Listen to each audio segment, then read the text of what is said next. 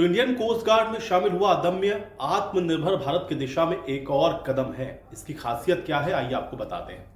तो अदम्य Indian coast guard का पहला फास्ट पेट्रोल वेसल है। इसके उपयोग से 60% पुर्जे और अन्य सामान भारत में ही बने हैं और ऐसे में भारत सरकार के आत्मनिर्भर भारत की दिशा में इसको एक बड़ा कदम माना जा रहा है। इसके अलावा इसकी और बात तो आपको बताता हूं। देश का यह पहला फास्ट पेट्रोल वेसल अदम्य इंडियन कोस्ट गार्ड में अब शामिल हो चुका है। आपको बता दें कि भारतीय तट रक्षक बल ने गोवा शिपयार्ड लिमिटेड, जिसको हम लोग जीएसएल के नाम से जानते हैं, प्रतिष्ठित 8 एपीएफ परियोजना के तहत अदम्य को अपने बेड़े में शामिल किया है। पहले फास्ट पेट्रोल वेसल यार्ड 1271 अदम्य को शामिल करके आईसीजी समुद्री सुरक्षा और स्वदेशी जहाज निर्माण में एक महत्वपूर्ण मील का पत्थर साबित होने वाला है। अदम्य को अपने बेड़े में शामिल करने की जानकारी देते हुए आईसीजी की तरफ से सोशल मीडिया प्लेटफॉर्म एक्स पर एक पोस्ट किया गया। भारत ने अपनी समुद्री ताकत को मजबूत किया, ये लिखा। भारतीय तटरक्षक बल ने 8 फास्ट पेट्रोल वेसल परियोजना के तहत गोवा में शिपयार्ड में पहले फास्ट पेट्रोल वेसल अदम्य को शामिल किया है।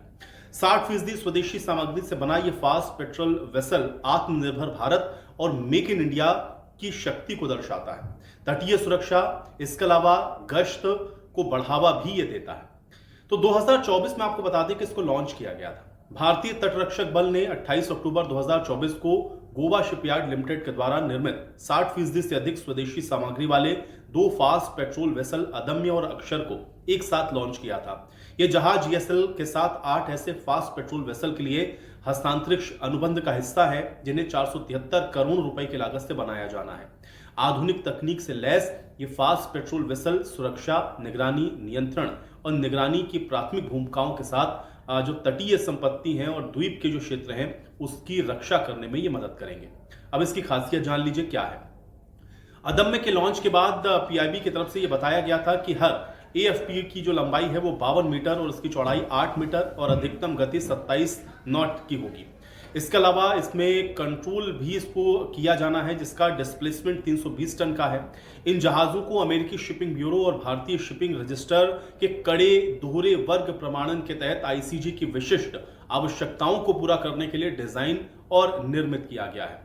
तो ये इसकी खासियत है। और इसके अलावा चूंकि भारत की जो तटीय जो सीमा है वो आप देख ही रहे हैं कि इतनी बड़ी है, और इसलिए जितने भी आप कह सकते हैं कि ये कोस्ट गार्ड या फिर जो सीमा को जो सुरक्षा करने वाले हमारे जो परिवहन के जितने भी संसाधन हैं वो भारत की सुरक्षा के लिए बहुत महत्वपूर्ण कड़ी है, और उसी कड़ी में ये अदम्य भी है जिसको शामिल किया गया है। इसकी बहुत सारी खासियत हैं जो मैंने आपको बताई हैं।